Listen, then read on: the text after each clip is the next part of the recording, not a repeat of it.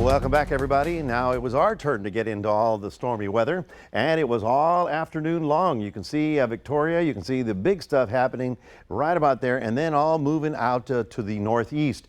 Down to the south, we're still watching a couple of areas of stormy weather. They're more discrete. In other words, they're more isolated and not a big old cluster.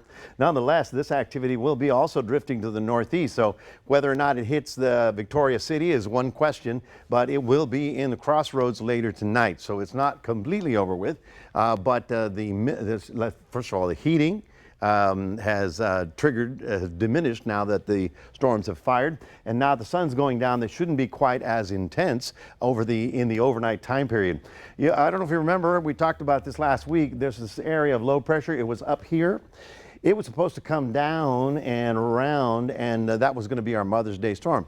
Fortunately, we didn't have Mother's Day storm, but the storm did come, and you can see it right there because it's being pushed by this circulation around this low. Well, that's all pulling away, and so by tomorrow, things will start getting a little better. Here we are, a close-up. There, the heaviest activity now in southeast Galveston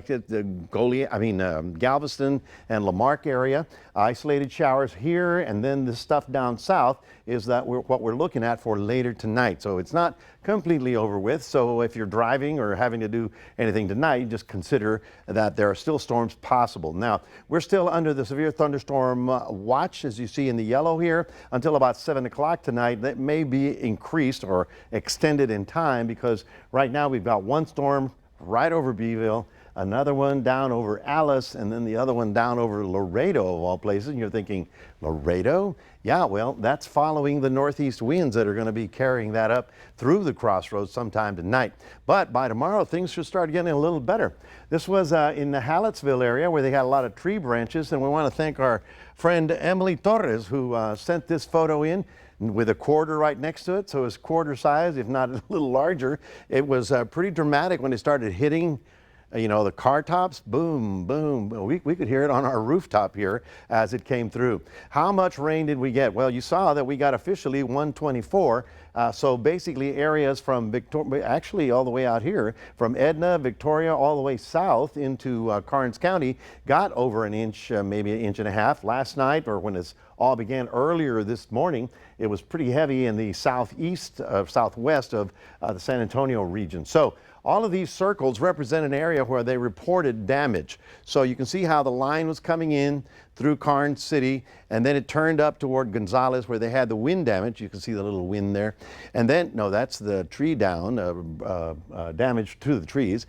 This is the wind damage. And then, of course, in our area, in the city as well, and then all the way down to Seadrift as it moved offshore. So pretty interesting afternoon considering that, we'd been missed by all of this in the last couple of days.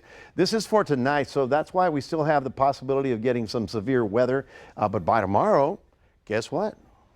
It should be gone. In other words, let's just say this, no severe weather expected tomorrow. There may be some isolated pop-up showers, but by and large, the lifting mechanism is going to be moving out of the area. So this is Future Tracker, and you can see how it slowly moves offshore, and that will be an improvement. Now tomorrow, we'll have so much moisture on the ground and humidity in the air that we may pop a couple of afternoon isolated showers, but they won't be anything like today. We will get rather warm and steamy tomorrow, getting up into the 90s, as you see right about there. And in your 7-day forecast, well, we do get a break for Wednesday. But believe it or not, another surge of stormy weather is possible beginning Thursday and Friday later this week. That is your 7-day forecast, reminding everybody we do have a QR code. Love for you to scan that